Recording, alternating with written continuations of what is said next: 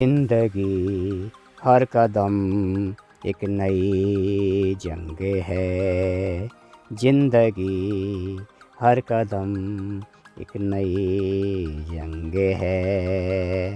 हाय there, जय Shri Krishna. This is M L. Chaudhary, human coach, keynote inspirational speaker. दोस्तों, एक बार फिर मैं आपके सामने उपस्थित हुआ हूँ एक नए विषय के साथ। और दोस्तों, आपका जो आज का जो विषय है बहुत ही महत्वपूर्ण और बहुत ही इंटरेस्टिंग टॉपिक है। और टॉपिक का नाम है पराजय में विजय का बीच छिपा होता है। जी हाँ, पराजय और विजय ज़िंदगी में हमें दोनों ही का सामना करना पड़ता है। कभी हमें विजय श्री मिलती है तो कभी हमें पराजय का मुंह देखना पड़ता है। और बिना पराजय के हम विजय की ओर बढ़ ही नहीं सकते। हमारा विजय का रथ आगे तभी बढ़ता है जब हम पराजय की सीढ़ियों को लांघ के आगे बढ़ते हैं और ज़िंदगी में आने वाली मुश्किलों और चुनौतियों का हम सामना करते हैं, उनसे मुंह नहीं मोड़ते हैं।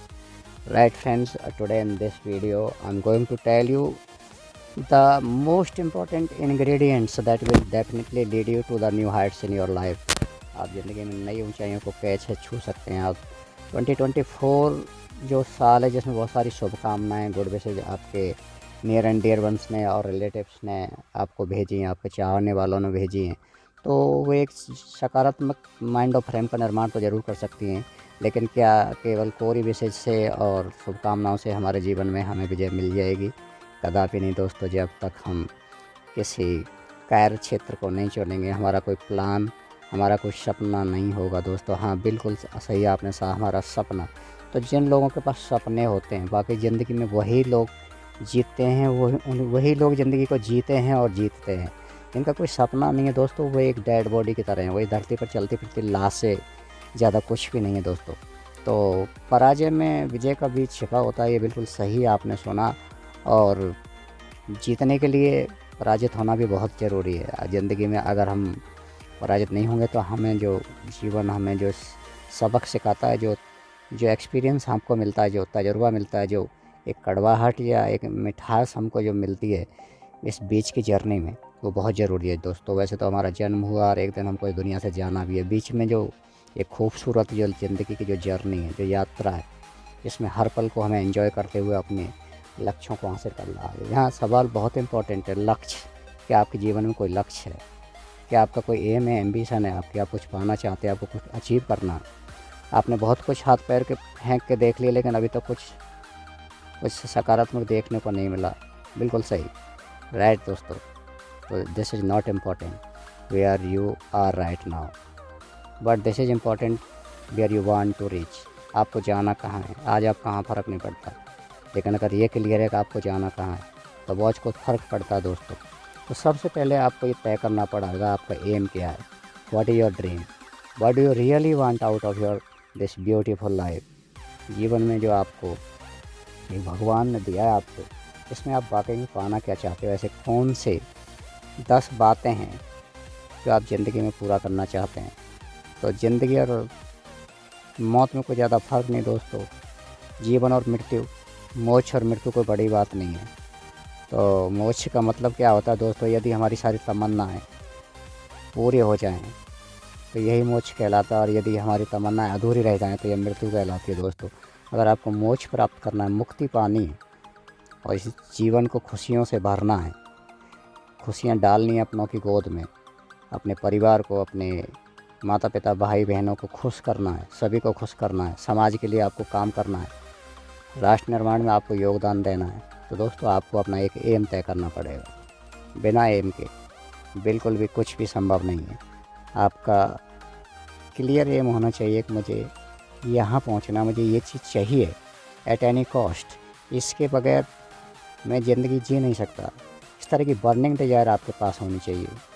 तो फिर कोई चीज़ आपको उस लक्ष्य तक पहुंचने से रोक नहीं सकती, क्योंकि सफलता और असफलता दोनों रास्ते में आएंगी, लेकिन आपको असफलता पर मुस्कुराना है और एक बार फिर से खड़ा होना है कि मुझे आगे बढ़ना है। क्योंकि अगर एक इंसान को ठोकर लग जाए, वो गिर जाता है, तो इसका मतलब ये नहीं है कि वो वहीं पर पड़ा रहे। एक बार फिर खड़ा होता है, आगे बढ़ता है। यही ज़िंदगी का एक तरीका है दोस्तों। यदि सदा प्रयत्न करने पर भी तुम सफल ना हो सको तो कोई हानि भी नहीं है। पराजय पूरे कोई बुरी वस्तु भी नहीं है यदि वह विजय के मार्ग में आगे बढ़ते हुए मिली हो। प्रत्येक पराजय विजय की दिशा में कुछ आगे बढ़ जाना ही तो होता है, हमारे ध्येय की ओर पहली सीढ़ी है। हमारी प्रत्येक पराजय यह स्पष्ट करती है कि अमुक दिशा में हमारी कमजोरी है। पराजय हमारा ध्यान उस ओर आकर्षित करती है जहाँ हमारी निर्बलता है। पराजय हमको हमारी वीकनेसेज की ओर इशारा करती है कि इन्हें ठीक कर लो, आगे बढ़ना है ना, तो आपको ये वीकनेस आपकी ख़त्म करनी पड़ेगी। जहाँ मनोवृत्ति अनेक और बिखरी हुई है, जहाँ विचार और क्रिया, आपका एक्शन और आपका थॉट, आप सोचते कहीं और काम कहीं करते हैं, जब विरुद्ध दिशा में बढ़ रहे हैं, तो आप समझ लीजिए तो ये परस्पर विरोधी इच्छाएं हमें एकाग्र नहीं होने देती हैं दोस्तों। तो किसी न किसी दिशा में प्रत्येक पराजय या डिफीट या फेलियर हमें कुछ सिखा के जाती है, हम सबक सीखते हैं दोस्तों। भगवान हमें पराजय इसलिए देता है कि ताकि हम अपनी गलतियों से सीख करें और गलतियों को ठीक करके आगे बढ़ सकें, राइट। अनेक महापुरुष केवल इसी कारण सफल हुए अपने जीवन में, क्योंकि उन्होंने पराजय की जो कड़वाहट थी ना, उनको चखा, बिटरनेस को चखा, उन्होंने फेलियर को उन्होंने फेस किया। यदि उन्हें यह पराजय न मिलती तो महत्वपूर्ण विजय कभी भी प्राप्त नहीं कर पाते। अपनी पराजय से उन्हें ये मालूम हुआ कि उनकी संकल्प और इच्छा शक्ति दोनों निर्बल हैं, चित्त स्थिर नहीं है। आपको अपने मन को कृत संकल्पित करना पड़ेगा, फोकस करना पड़ेगा। अंतःकरण में आत्मशक्ति पर्याप्त रूप से जागृत नहीं है। इन भूलों को उन्होंने समझा और उन्हें दूर करके विजय के पथ पर अग्रसर हुए दोस्तों।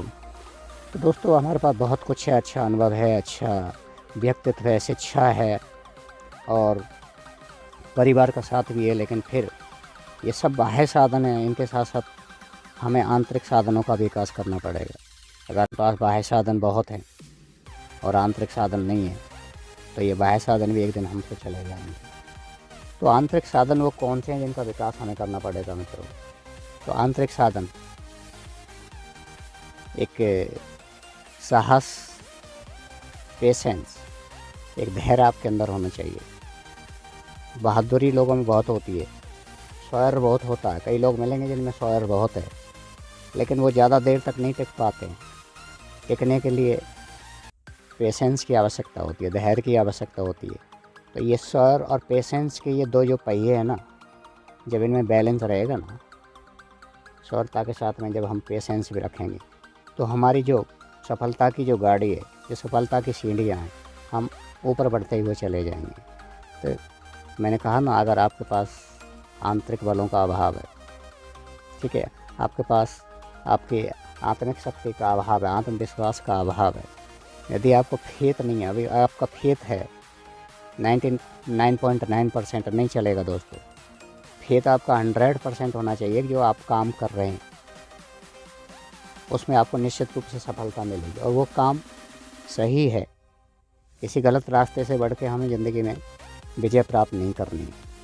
अगर गलत रास्ते से हमें ज़िंदगी में विजय प्राप्त करनी है तो दोस्तों वो विजय नहीं है, वो बेईमानी है।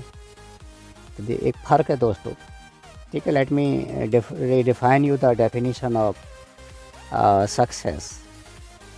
If you increase your turnover of your company from 50 crore to 100 crore, then this is growth.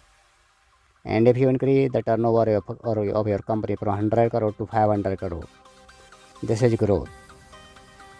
हाँ दोस्तों, this is growth, this is not success. If growth is aided by ethics, ethics means discipline, means sincerity.